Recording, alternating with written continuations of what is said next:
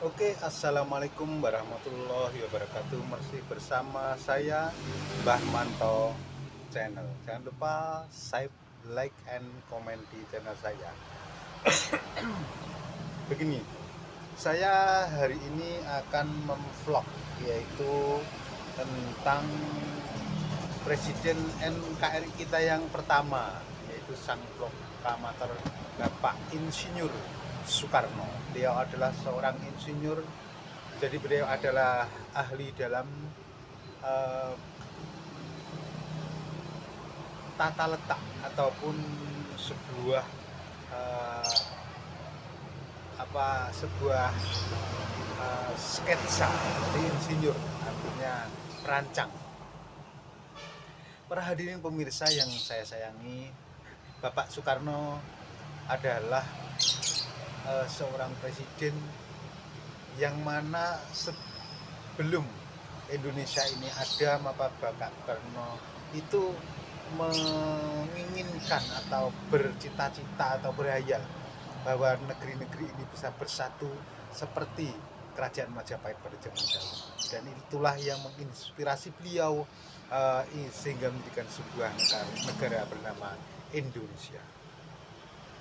Saat itu Pak Soekarno terus berjuang mendekati para pembesar-pembesar setiap wilayah, misalnya Madura, Jawa Timur, Jawa Tengah, Jawa Barat, Kalimantan, Aceh, dan semuanya beliau kelilingi satu persatu untuk menjalin ikatan, untuk menjalin satu pola pemikiran yang sama, bahwa berkeinginan jadikan rumpun daripada Melayu ini untuk menjadi satu dalam kesatuan sebuah bangsa. Karena saat itu ada sebuah hegemoni atau ego daripada negara yang bebas menjajah kala itu. Maaf, saya sambil merokok biar santai.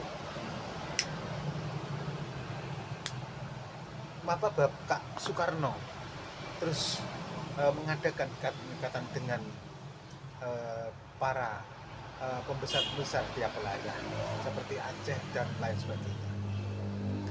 Beliau setelah itu memulai dengan perjuangannya daerah-daerah terus menerus, sehingga beliau akhirnya setelah jerih payah yang sekian lama, akhirnya beliau bisa menyatukan Indonesia dalam bingkai merah putih dengan slogan yaitu Bhinneka Tunggal Ika, yang diambil beliau dari sebuah slogan Majapahit, yaitu Bhinneka Tunggal Ika Tanhana Dharma Mangruwa, dan dia mengikatkannya dalam Bhinneka. Sedangkan Garuda adalah simbol daripada kendaraan Wisnu. Beliau mengambilnya karena Wisnu adalah dewa penentram, artinya dia ingin negara ini menjadi tentram, menjadi kendaraannya dewa Wisnu, dewa ketentraman dunia. Beliau adalah seorang presiden yang tegas, tampan, berwibawa, juga tidak gila harta. Itulah Bapak Insinyur Soekarno, atau biasa disebut dengan Bung Karno. Setelah bertahun-tahun berjuang, tiap daerah juga mengadakan pergulaan-pergulaan perjuangan seperti Tuanku Imam Bonjol, Cuk Nyatin, Pangeran Diponegoro, terus berjuang di setiap wilayah dan saling berkaitan dengan Bung Karno secara idealisme. Dan saat itulah Indonesia pada 1945, 18 Agustus, Indonesia bisa menyatu dalam kemerdekaan, yaitu dengan ditancapkannya tonggak proklamasi, yaitu bahwa Indonesia adalah negara yang merdeka, berdaulat, dan negara yang memiliki hak hidupnya sendiri, hak perjuangannya sendiri, dan tujuannya sendiri, dan tidak negara manapun bisa mengatur negeri ini. Begitulah setidak-tidaknya isi daripada proklamasi Republik Indonesia yang dikumandangkan Pak Karno ke seluruh dunia, sehingga dunia banyak yang mengakui kemerdekaan Indonesia. Dan Jepang, Belanda yang satu menjajah Indonesia terus dilawan sehingga bertambah tahun maka mereka pun bisa menyingkir dari negara Republik Indonesia tercinta ini. Para pemirsa Mbah Tol channel yang saya sayangi, tiap manusia ada min dan plusnya, begitu juga Pak Karno ataupun siapapun ada. Pak Karno secara apapun dia itu seorang yang sangat istimewa, tetapi dia ada kekurangan, yaitu karena ketampanan beliau mudah ya gimana ya, gampang tergoda, sehingga terkenanya Bapak Soekarno adalah istrinya sangat banyak. Tapi juga saya menyadari mungkin Pak Karno ingin mengikat tiap daerah itu dengan memperistri anak daripada pembesar daerah tersebut. Itu juga mungkin strategi beliau agar bisa menyatu dalam satu rukun. Itu mungkin strategi beliau. Para hadirin yang saya sayangi, pasti hidup ada kekurangannya, ada minus plusnya, tapi beliau tetaplah manusia yang sempurna, istimewa, dan tak ada yang kedua kalinya seperti beliau keras, tegas. Nah, itu adalah beliau.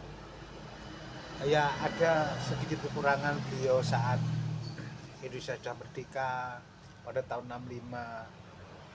Ada oknum, yaitu organisasi yang namanya itu komunis, itu dia punya strategi mendekat terus kepada Pak Karno, sehingga terlihat Pak Karno itu kayak mendukung daripada komunis tersebut.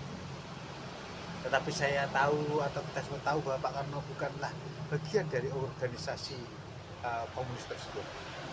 Tapi ya namanya manusia, yaitu tadi didempeti terus, istilahnya ditempel terus, sehingga orang berkesan beliau itu membela daripada komunis saat tahun 65 itu, sehingga terjadilah gejolak 65, perangan, dan kemudian seluruh daripada oknum PKI itu semua dihabisi oleh tentara Indonesia, oleh rakyat Indonesia yang ingin Indonesia ini tentram tanpa adanya komunis.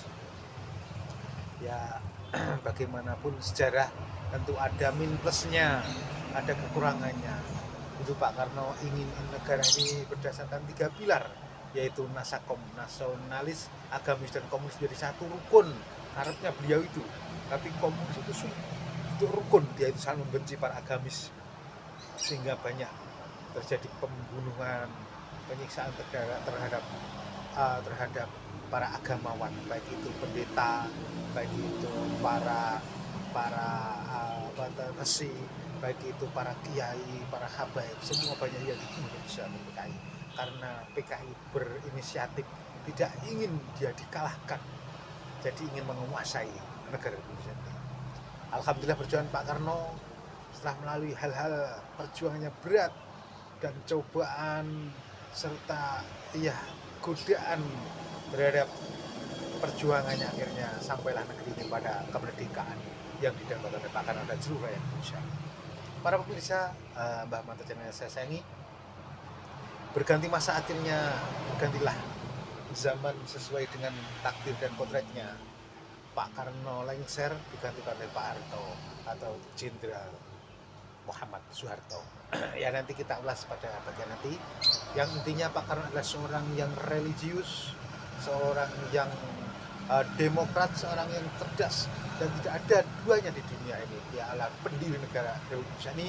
Kita berterima kasih kepadanya dan kita selalu mendoakannya, doa orang tuanya, para gurunya, dan para keluarganya semoga bisa berjuang beliau dan menyayangi rakyat dengan seluruh hati. Dan satu, Pak Karno tidak pernah gila harta, tidak pernah korupsi. Ingat itu, ingat anak keturunannya, semua pejabat negeri ini jangan korupsi. Pak Karno sang pendiri tidak pernah korupsi. Saya emosi ini karena banyak sekarang orang yang korupsi, ingin menguasai harta negeri ini. Rongrong karena itu saya sangat emosi saya. Ingat Pak Karno tidak punya harta sedikit pun, karena dia benar-benar mengorbankan segalanya untuk negara ini. Demikian dari saya, semoga bisa bermanfaat semuanya. Assalamualaikum warahmatullahi wabarakatuh. Rahayu, rahayu, rahayu. Terima kasih.